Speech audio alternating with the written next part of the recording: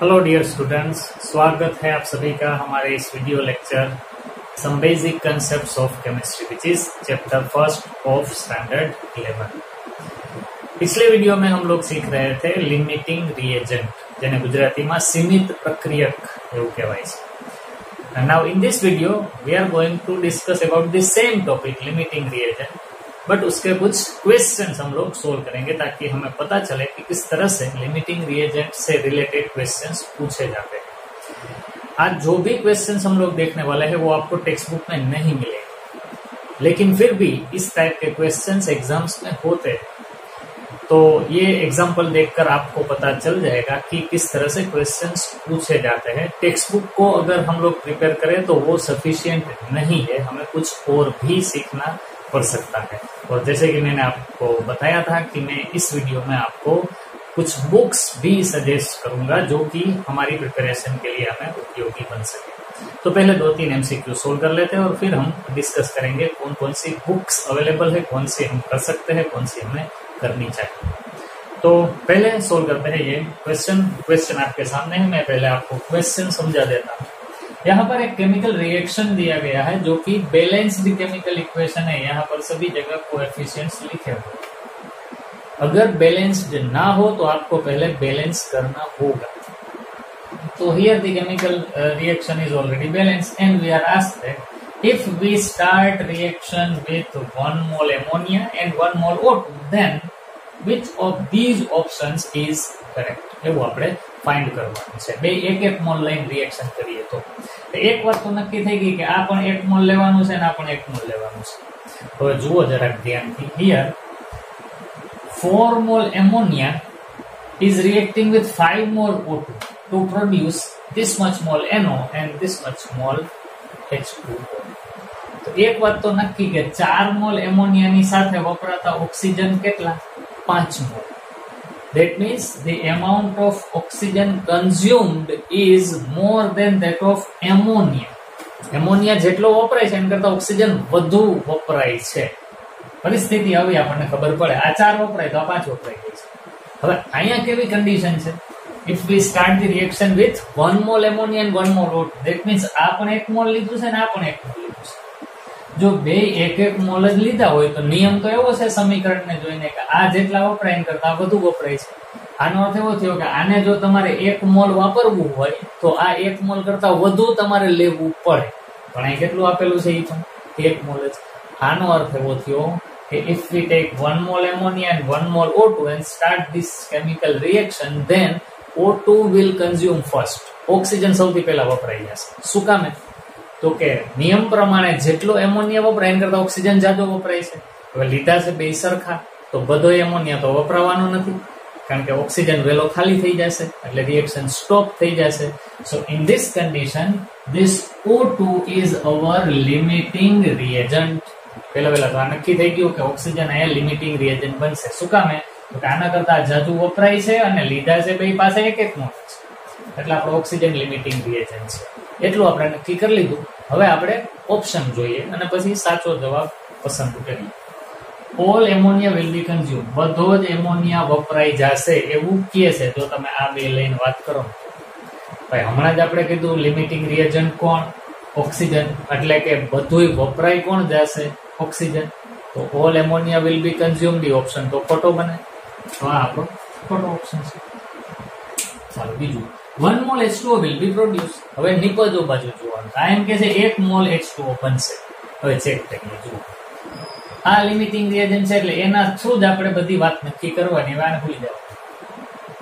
5 mol O2 વપરાઈ જાય ત્યારે H2O કેટલા બને? 6 મોલ. 5 મોલ વપરાય ત્યારે આ 6 મોલ બને. એનો અર્થ એવો થયો કે આ જેટલું વપરાય એના કરતા થોડુંક વધુ બને છે. જેટલું આ વપરાય એના કરતા વધુ બને. So here 1 mol O2 is consumed, then the amount of H2O produced will be slightly more than 1 mol. આ 5 મોલ હોય તો આ 6 મોલ બને છે. હવે આ તો 1 મોલ જ છે, આપણને લેવાનું કીધું છે 1 મોલ. જો 1 મોલ જ લઈએ તો આ 1 મોલ કરતા થોડુંક તો વધુ બનશે ને. પણ અહીં શું કીધું છે? 1 mol H2O will be produced. તો એ પણ ખોટું છે. H2O બનશે પણ કેટલું? more than 1 mol.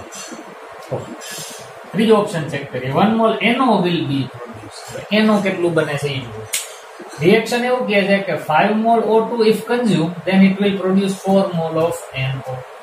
એનો અર્થ એવો કે જેટલા O2 વપરાય ને એના કરતા NO થોડાક ઓછા બને. આ 5 વપરાય તો આ બને 4. તો હવે એક વપરાતું હોય તો આ કેટલા બનશે તો કે સ્લાઇટલી લેસ ધેન 1 મોલ. વિચારતું જવાનું છે બાળકો. આ એવું લીસું નથી કે સહેલું નથી જે 10મા ધોરણમાં આવતું. અહીંયા આપણે આપણી મેળે થોડી બુદ્ધિ વાપરવી પડશે, ખાલી સાંભળવાથી નહીં આવડે. આ 5 મોલ વપરાય તો આ 4 મોલ બને, એટલે જેટલું વપરાય એના કરતા ઓછું બને છે, સીધી સાદી વાત. તો અહીંયા 1 મોલ વપરાઈ જતું હોય તો આ 1 મોલ થી ઓછું બનવું જોઈએ. જ્યારે અહીં તો એમ કહે છે કે 1 mall NO will be produced, તો એ પણ ખોટું. આનો અર્થ એવો થયો કે સૌથી છેલ્લો ઓપ્શન જ સાચો હોવો જોઈએ. અને છે જુઓ ને, all O2 will be consumed. Yes, it is correct because oxygen is limiting reagent over here. Therefore, all O2 will be consumed. So this is our correct answer. તો આ રીતના આપણે ક્વેશ્ચન ને સોલ્વ કરી શકીએ. આમાં કોઈ કેલ્ક્યુલેશન કર્યા વગર જ આપણે જવાબ આપી દીધો, ખાલી ક્વેશ્ચન ઇક્વેશન ને જોઈએ. અને પછી એક ક્વેશ્ચન આપણે લઈએ છીએ જેમાં આપણે થોડું ઘણું કેલ્ક્યુલેશન પણ કરવાનું થશે. વિડીયો પોઝ કરીને લખી લ્યો, પછી આપણે બીજા ક્વેશ્ચન પર જઈએ. चलिए अगला क्वेश्चन देखते हैं. क्वेश्चन का स्टेटमेंट है if 30 gram magnesium reacts with 30 gram oxygen then in reaction mixture will contain. यहाँ से इन हम लोग निकाल देते हैं. Then reaction mixture will contain. यहाँ पर हमें कहा गया है कि अगर 30 ग्राम मैग्नीशियम 30 ग्राम ऑक्सीजन के साथ रिएक्ट करे और कुछ प्रोडक्ट भी बने तो वो रिएक्शन मिक्सचर में हमें क्या क्या मिलेगा. प्रोडक्ट तो मिलेगी, शायद मैग्नीशियम और ऑक्सीजन में से कोई एक पूरा खत्म हो जाए तो एक बचेगा भी, तो वो भी रिएक्शन मिक्सचर में होगा. इसलिए हमें कहा गया है कि रिएक्शन मिक्सचर में कौन कौन होगा. तो ये हमें फाइंड आउट करना है. तो सबसे पहले हम लोगों को लिखना पड़ेगा केमिकल रिएक्शन और उसको बैलेंस भी करना पड़ेगा. तो चलिए लिखना शुरू करते हैं. केमिकल रिएक्शन सबसे पहले magnesium reacting with oxygen, so Mg when reacts with O2 then simply it will form magnesium oxide. Here the oxidation state of magnesium, magnesium की वैलेंसी 2 होती है, ऑक्सीजन की भी 2 होती है. तो यहाँ पर तो कोई फिगर हमें लिखने की जरूरत नहीं पड़ेगी. तो ये फॉर्मूला हो गया मैग्नीशियम ऑक्साइड का. लेकिन ये केमिकल इक्वेशन अभी बैलेंस्ड नहीं है. यहाँ पर 2 ऑक्सीजन है, यहाँ पर 1 ही है. So we will put 2 over here. Therefore, oxygen will become 2. But in that case, magnesium is also now 2. But here we have only 1 magnesium. So we will put 2 also over here. Now this is the balanced chemical reaction. और यहाँ पर हमें दिए गए हैं masses. दोनों species के मास दिए गए हैं. तो हमें क्या लिखना होगा, इन सभी स्पीसीज के नीचे इसका मोलिकुलर और एटॉमिक मास लिखेंगे. पिछले लेक्चर में भी मैंने बताया था कि जब मास दिया गया हो तो सभी के नीचे इसके मास हम लोग लिखेंगे पहले, और उसके बाद गिवन डेटा भी लिखेंगे. तो यहाँ पर पहले हम लोग लिखने जा रहे हैं masses. Atomic mass of magnesium is 24, but we have 2 such magnesium, so it is 2 multiplied by 24. That means it is 48 gram per mole. Now molecular mass of oxygen is 16 multiplied by 2, which is 32 gram per mole. And in case of magnesium oxide, the molecular mass will be 2 multiplied by atomic mass of magnesium is 24 and that of oxygen is 16. 16 plus 24 is equal to 40. 40 multiplied by 2, which is 80 gram per mole. तो ये पहले हम लोगों ने लिख लिया सभी के मोलिकुलर मास. अभी हम लोग क्वेश्चन में देख ही नहीं रहे. क्वेश्चन में देखे बिना ही हम लोगों ने इन सभी स्पीसीज का मोलिकुलर और एटॉमिक मास लिख लिया. अब हम गिवन डेटा लिखेंगे. गिवन डेटा क्या है, 30 ग्राम मैग्नीशियम है और 30 ग्राम O2 है. तो गिवन डेटा के मुताबिक यहाँ पर हमारे पास 30 ग्राम मैग्नीशियम है और 30 ग्राम O2 है. अब हमें सबसे पहले ये डिसाइड करना होगा कि इनमें से कौन लिमिटिंग रिएजेंट है. तो कोई से भी आप लोग शुरू कर सकते हैं. चलिए पहले इस केमिकल इक्वेशन को देखते हैं. यहाँ पर मासेस दिए गए हैं तो हम लोगों ने मासेस लिखे हैं और इसके मुताबिक हम लोग बोलेंगे. अगर 48 ग्राम मैग्नीशियम 32 ग्राम ऑक्सीजन के साथ रिएक्ट करे तब 80 ग्राम मैग्नीशियम ऑक्साइड बनता है. According to this balanced chemical reaction we can say that when 48 gram magnesium reacts with 32 gram of oxygen, then it will produce 80 gram magnesium oxide. Now we are going to decide the limiting reagent. तो हम लोग इस तरह से करते हैं. Suppose from this data we can say that 48 gram magnesium requires 32 gram oxygen. But if we take 30 gram magnesium, which is given in our question, जो 30 ग्राम magnesium લીધો હોય તો એને કેટલા ઓક્સિજનની જરૂર પડે આપણે ગોતી લઈએ. એટલે હમણાં લિમિટિંગ રિએજન્ટ કોણ છે એનો ખ્યાલ આવી જશે. તો ચેક કરીએ. ચાલો 30 મલ્ટીપ્લાઈડ બાય 32 ડિવાઇડેડ બાય 48. નીટમાં પૂછાયેલો ક્વેશ્ચન છે, કેલ્ક્યુલેટર એલાઉડ નહીં હોય એટલે આપણે એમને જ ગણવાનું થશે. કઈ વાંધો નહીં, ગણી લઈએ. 6 पंचा 30, 6 8 48, 8 चौक 32 ने 5 चौक 24. ચાલો જુઓ હવે મહત્વની વાત. આ ડેટા એ શું કીધું, 48 ગ્રામ મેગ્નેશિયમની સાથે વપરાતો ઓક્સિજન હોય 32 ગ્રામ નિયમ પ્રમાણે. પણ આપણને એ કીધું છે 30 ગ્રામ મેગ્નેશિયમ, તો એની સાથે વપરાતો ઓક્સિજન કેટલો હોવો જોઈએ? 20 ગ્રામ. આનો અર્થ એવો થયો કે બધો જ મેગ્નેશિયમ 30 ગ્રામ મેગ્નેશિયમ પૂરેપૂરો વપરાઈ જાય ને ત્યારે એની સાથે વપરાતા ઓક્સિજનનું વજન કેટલું છે? 20 ગ્રામ. પણ અહીંયા આપણને ક્વેશ્ચનમાં કેટલો આપેલો છે? 30 ગ્રામ. એનો અર્થ એવો થયો કે મેગ્નેશિયમ બધો જ વપરાઈ જાય છે પણ ઓક્સિજન બધોય વપરાતો નથી. કેટલો વપરાય છે? 20 ગ્રામ જ. તો કોણ લિમિટિંગ રિએજન્ટ થશે? મેગ્નેશિયમ. જે વેલો વપરાઈ જાય છે એ આપણો લિમિટિંગ રિએજન્ટ થશે. આ તો 20 ગ્રામ જ વપરાય છે, 10 ગ્રામ તો બાકી રહે છે, તો લિમિટિંગ રિએજન્ટ નથી. તો આપણો લિમિટિંગ રિએજન્ટ નક્કી થઈ ગયો. બસ હવે આપણા ક્વેશ્ચન એનાથી જ સોલ્વ કરવાના થાય. તો here oxygen magnesium is our limiting reagent. તો હવે આમ નક્કી કરવાનું. જુઓ પહેલો option 60 gram magnesium oxide will be obtained, એવું કહે છે. તો આપણે ચેક કરીએ કે સાચું છે કે નહીં. હવે ત્રિરાશી જ માંડવાની છે પણ કેનો ઉપયોગ કરીને? લિમિટિંગ રિએજન્ટનો ઉપયોગ કરીએ. તો હવે આમ બોલવાનું. જો 48 લિમિટિંગ રિએજન્ટ કોણ છે? મેગ્નેશિયમ. એટલે હું એનાથી જ વાત શરૂ કરું છું. 48 ગ્રામ મેગ્નેશિયમ હોય ને તો મેગ્નેશિયમ ઓક્સાઇડ કેટલો બને? 80 ગ્રામ. ઓપ્શન એ ને ચેક કરવો છે. તો 48 gram magnesium will produce 80 gram magnesium oxide. But here we have 30 gram magnesium. Then the produced amount of magnesium oxide will be 30 multiplied by 80 divided by 48. Again 6 5 30, 6 8 48, 8 10 80, 10 5 50. So how much gram of magnesium oxide will be produced? 50 gram. અહીં કેટલું કીધું છે? 60 ગ્રામ. તો 60 gram magnesium oxide એ ખોટું, એ option આપણો જવાબ નથી. ચાલો બીજું ચેક કરો.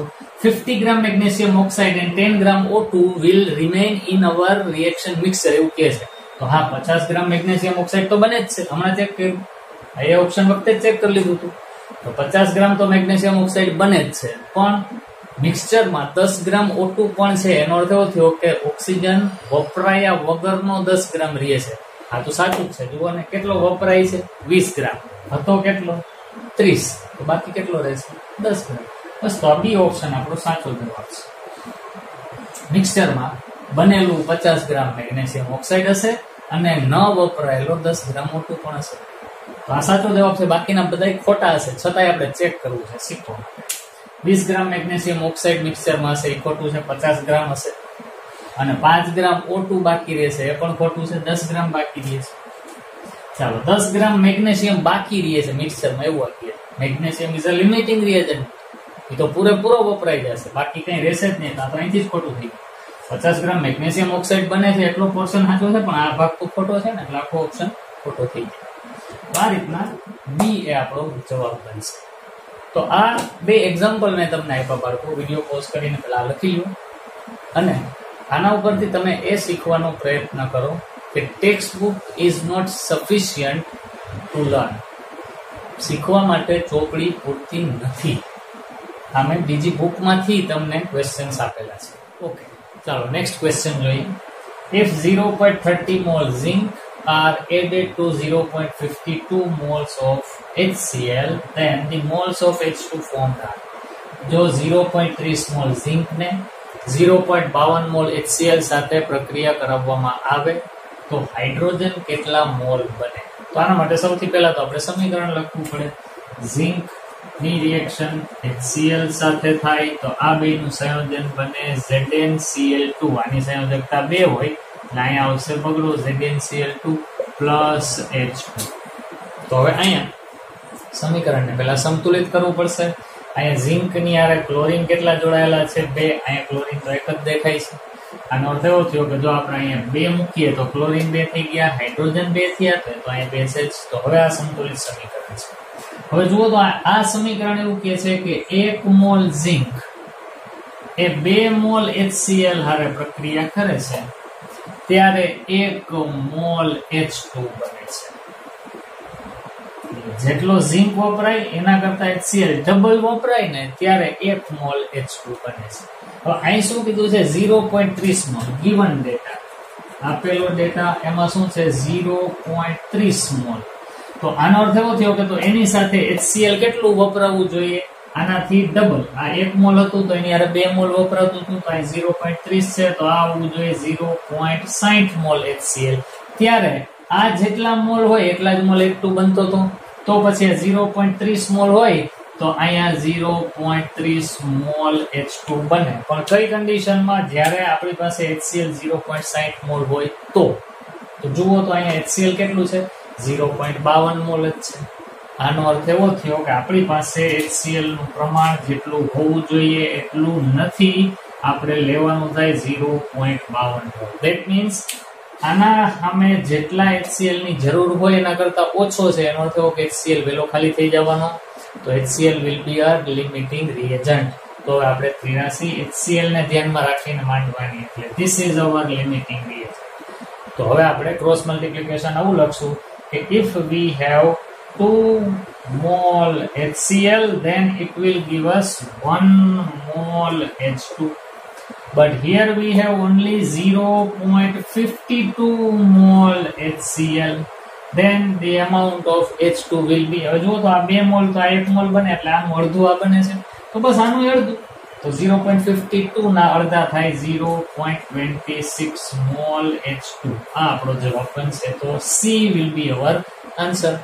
સાદું મેં ક્રોસ મલ્ટીપ્લિકેશન લખ્યું છે. 2 મોલ ની સામે 1 મોલ હોય તો 0.52 ની સામે કેટલું? તો 0.52 ગુણ્યા 1/2, જવાબ આવશે 0.26. તો આ રીતના પણ લિમિટિંગ રિએજન્ટ પહેલા કોણ છે આપણે નક્કી કર્યું અને પછી આપણે આન્સર સુધી પહોંચ્યા. તો આ રીતના પણ ક્વેશ્ચન તમને પૂછાઈ શકે.